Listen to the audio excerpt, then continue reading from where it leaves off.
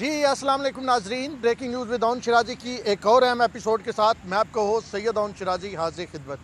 और नाजरीन, आज जिस इशू पे बात करने जा रहे हैं, एक बहुत तलखा खेज किस्म का इंटरव्यू हुआ, उस पर बात करेंगे मतीउल्लाह जान का, जिसने इस गुब्बारे से आवाज़ निकाल दी कि हुकूमत कोई सियासी इंतकाम नहीं ले रही।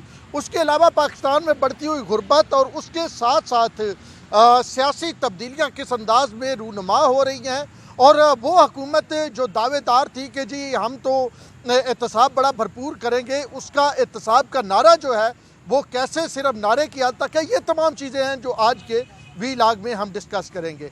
सबसे पहले जी एक मतीउल्लाह जान ने इंटरव्यू किया और साबिक DGFIA जो बशीर मेमन थे उनका इंटरव्यू, और उस इंटरव्यू में जो हौलकनाक किस्म की तफसीलात सामने आई, उससे ये वाज़ेह हो गया कि इमरान खान की सरकार जो है वो किसी न किसी हद तक सियासी तौर पे इंतकामी कार्रवाइयाँ जो है वो जारी रखे हुए है और वो कर रही है। और ये इंतकामी कार्रवाइयाँ अब से नहीं बल्कि जब से इमरान खान की सरकार आई है उसी दिन से शुरू हो गई। सिर्फ इमरान खान की सरकार ही नहीं बल्कि उनके जो वज़रा है वो साफियों की टांगें तोड़ने तक के जो है एकामात वो सरकारी इदारों को, सरकारी अफसरान को देते हुए पाए गए हैं। बशीर मेमन का जो इंटरव्यू था उसमें उन्होंने ये बात वाज़े तौर पे कही कि मेरे पास इन तमाम बातों के गवाह मौजूद हैं जो मैं कह रहा हूँ, और उन्होंने उसमें वज़ीर आज़म इमरान खान के मुतल्लिक जो बात की, उनका ये कहना कि जी वज़ीर आज़म बहुत ज़्यादा आप ये कहें कि उसमें गुस्से में आ गए और साथ इमोशनल हो गए, जज्बाती हो गए, अपनी सीट से उठ गए दौराने गुफ्तगू। वो कहते हैं मैं बैठा था, मेरा एडिशनल जो FIA का जो डायरेक्टर जनरल था वो बैठे थे, फवाद हसन फवाद बैठे थे। इस दौरान वो इतने गुस्से में आ गए, जोश में आ गए कि वो अपनी सीट से उठ खड़े हुए। ज़रा थोड़ी सी आपको बैकग्राउंड इसका बताता चलूँ कि बशीर मेमन की बात करें तो बशीर मेमन को अपने जो है वो आखिरी दौर में शाहिद खाकान अब्बासी ने जो है वो DGFIA लगाया, और बशीर मेमन जो इससे पहले मुख्तलिफ इदारों में सर्व कर चुके हैं, आज़ाद कश्मीर पुलिस के IG रहे, डिफरेंट जगहों पे उन्होंने जनाब तकरीबन 25 साल से ज़ायद का कैरियर उन्होंने पुलिस में गुजारा। तो जब शाहिद खाकान अब्बासी ने उन्हें लगाया तो उसके बाद वो केयर टेकर सेटअप के साथ भी चले। शाहिद खाकान अब्बासी के मुतल्लिक उनका ये कहना कि उन्होंने सिर्फ एक बार MQM के एक MNA को नोटिस मैंने FIA ने दिया तो उन्होंने बुलाया था, और मैंने उस पर कहा कि जनाब हाउस चलाना आपका काम है, ये काम हमारा है। तो उन्होंने बजाय इस पर मुझे डांटने के उन्होंने जनाब मेरे साथ बड़ा अच्छा बिहेवियर किया, उन्होंने कॉफ़ी भी पिलाई, और मुझे उन्होंने ये कहा कि ऐसे ऑफिसर्स कहाँ होते हैं, हमें ऐसे ऑफिसर्स ढूंढने चाहिए।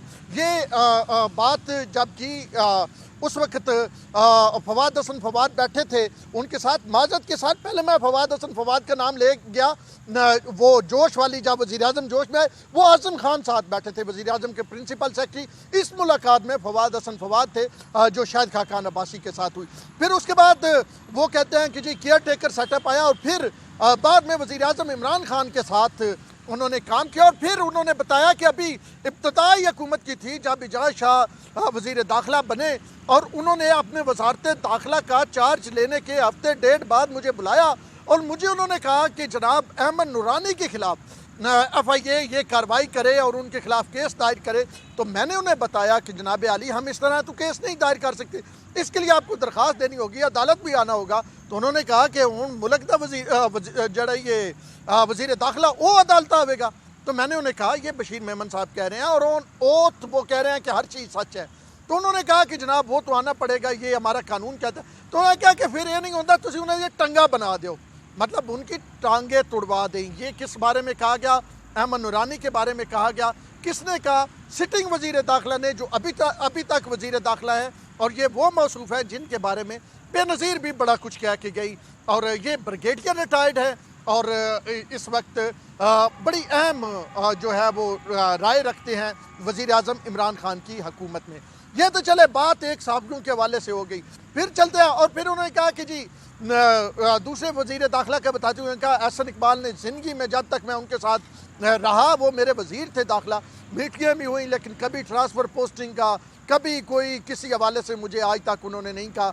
यही शाहिद खाकान अब्बासी के बारे में भी कहा। लेकिन अब दोबारा चलते हैं वज़ीर आज़म इमरान खान की तरफ।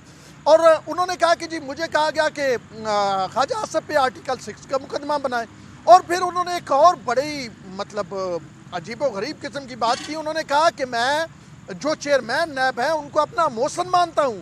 کیوں؟ کیونکہ جو کام مجھ سے کروانے جا رہے تھے وہ سارے کام غلط تھے، وہ سارے کام اس طرح نہیں ہو سکتے تھے، وہ سارے کام چیئرمین نیب نے کیے. یعنی وہ سارے کیسز جو میرے سامنے رکھے گئے تھے، بشیر میمن سابق ایف آئی اے کے سربراہ، اور ابھی ان کی سربراہی کوئی اتنا لمبا عرصہ نہیں ہوا کہ 6-7 سال 5 سال ہو گئے کہ وہ چلے گئے، یا وزیر اعظم عمران خان صاحب کی حکومت چلی گئی تو وہ یہ سارا کچھ بیان کر رہے ہیں. ابھی تو اس حکومت کو 2.25 سال ہوئے ہیں، اور وہ 2.5 سال تک جو ہیں ایف آئی اے کے سربراہ رہے، اور پاکستان میں بڑے کم لوگ اتنے عرصے تک ایف آئی اے کے سربراہ رہے ہیں.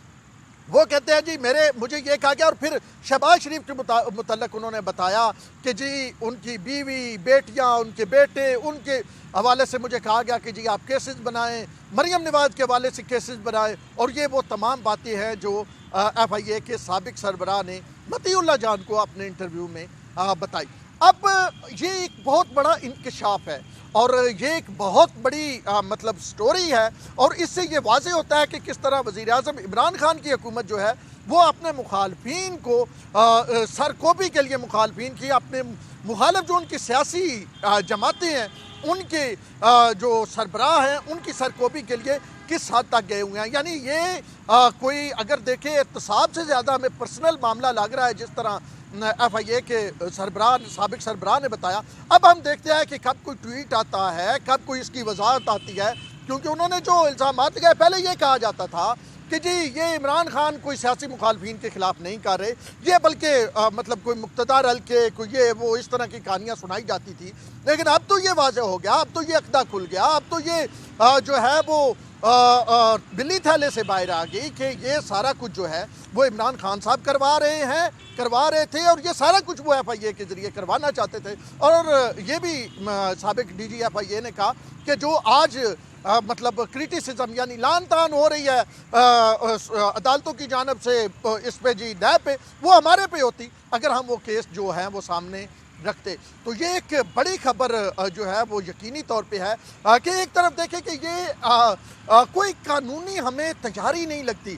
آپ دیکھیں کہ اسحاق ڈار ضمانت پہ، شہباز شریف ایک بار ضمانت پہ گئے پھر پکڑا، مریم نواز ضمانت پہ، سارے جو لوگ ہیں جن کو آپ مفتاح اسماعیل کو آپ نے پکڑے رکھا، جن لوگوں کو آپ پکڑتے ہیں، شرجیل میمن سے لے کے جناب ہر بندے کو، جس بندے کو آپ نے گرفتار کیا اس کو عدالتوں نے ضمانت دے دی. اور پھر یہ واضح طور پہ عدالت نے کہا کہ جناب جو کام آپ کر رہے ہیں یہ تو سیاسی آپ لوگوں کی وفاداریاں بدلنے کا کر رہے ہیں، کسی قسم کا کوئی اس میں وہ نظر نہیں آ رہا کہ آپ کوئی احتساب کرنا چاہتے ہیں یا آپ احتساب کرنے جا رہے ہیں. اور سپریم کورٹ نے جو یہ رانا ثناء اللہ کے کیس میں، رانا ثناء اللہ کو آپ نے ماشاءاللہ وہ ایک وزیر قانون رہا ایک صوبے کا، اور آپ نے اس کو پکڑا کس معاملے میں جی؟ منشیات نکلی، اور پھر آپ نے قسمیں اٹھائیں اور آپ نے کہا جان اللہ کو دینی ہے. لیکن جان تو آپ نے اللہ کو دینی ہے، وہ قسمیں تو پوری کریں. وہ کہاں ہے وہ ویڈیو جو آپ کہتے تھے ہمارے پاس موجود ہے؟ اور رانا ثناء اللہ کے حوالے سے اور اے این ایف والے اور جناب شہریار آفریدی صاحب، آپ کے پاس تو میرے خیال میں اب مورل کیا گراؤنڈ ہے کہ آپ بات کریں؟ آپ نے کہا تھا آپ سارا کچھ ثناء اللہ کا دکھائیں گے، کہاں ہے وہ سارا کچھ؟ ثناء اللہ باہر بیٹھا ہے. تو اب ثناء اللہ اور دیگر کو دوبارہ پکڑنے کی بات جو ہے وہ کی جا رہی ہے، اور کی جا رہی ہے نہیں بلکہ پکڑا جائے گا، ہمارے سورسز جو ہیں وہ بتا رہے ہیں. تو پھر یہ کس قسم کا احتساب ہے؟ میرا یہ خیال ہے، اور ایک جملہ رؤوف کلاسرا بڑا خوبصورت کہتے ہیں، وہ کہتے ہیں کہ جو حالت تھی نا پاکستان پیپلز پارٹی کی اور پاکستان مسلم لیگ نون کی، اگلے 20-22 سال لگتے ہیں ان جماعتوں کو دوبارہ اپنے پاؤں پہ کھڑے ہونے میں. لیکن کیا کمال کی خان صاحب کی حکومت آئی کہ 2 سال کے اندر لوگوں کو آپ جناب بہتر لگنے لگ پڑے ہیں نون لیگ والے اور پیپلز پارٹی والے.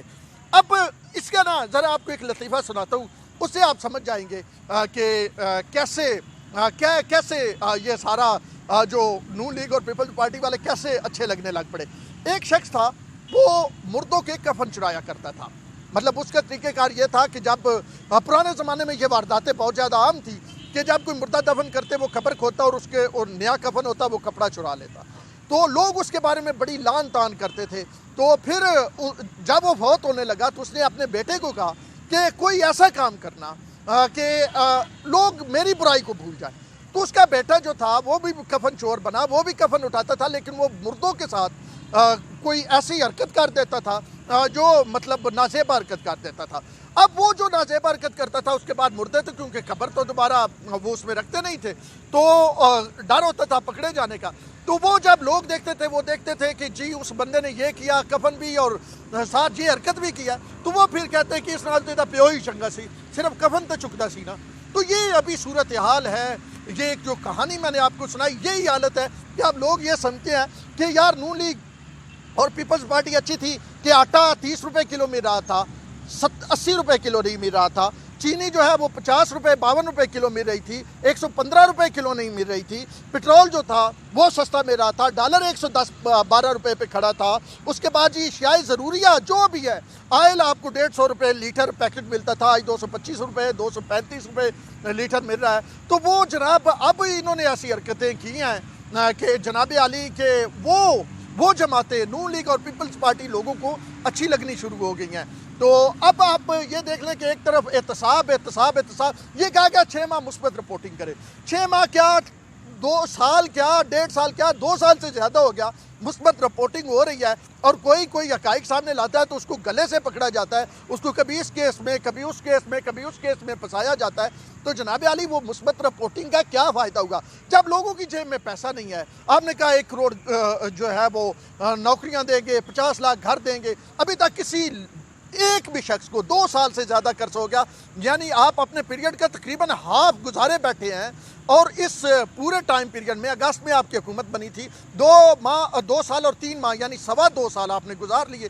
اس میں جناب عالی کوئی کسی بندے کو ایک گھر نہیں ملا, کسی کو ایک نوکری نہیں ملی, بلکہ اگر نوکریوں کی بات کریں تو وہ نوکریاں گئی ہی ہیں. پاکستان میں تقریباً 1 کروڑ کے قریب لوگ بے روزگار ہو چکے ہیں. آپ دیکھ لیں جی ڈی پی مائنس میں چلی گئی ہے, اور اس کے ساتھ جہاں بھی آپ دیکھیں ہر طرف ایک ہی چیز نظر آ رہی ہے, تباہی. اور اب جو ہے اس وقت صورتحال ملکی سطح پہ, آپ مارکیٹ میں نکلے, حکمرانوں سے کہہ رہے ہو, آپ لوگوں سے بات کریں, آپ ان سے جا کے پوچھیں, پھر آپ کو وہ بتائیں گے کہ کس طرح تباہی بربادی ہو رہی ہے. بہرحال خیر, جاتے جاتے یہ کہوں کہ عمران خان صاحب کا وہ بیانیہ کہ ہم احتساب کر رہے ہیں, وہ احتساب والے بیانیے سے اب بات آگے نکل گئی ہے. اور بشیر میمن کا جو انٹرویو آیا ہے وہ واضح طور پہ بتا رہا ہے کہ یہ احتساب نہیں ہے, بلکہ اپنے مخالفین کی کردار کشی ہے, بلکہ اپنے مخالفین کو جو ہے وہ تباہ کرنے کے لیے وہی جو ہم پرانی کھیل دیکھتے آئے تھے وہی اب بھی ایسے ہی ہلکے ایسے ہی کھیل کھلوا رہے ہیں.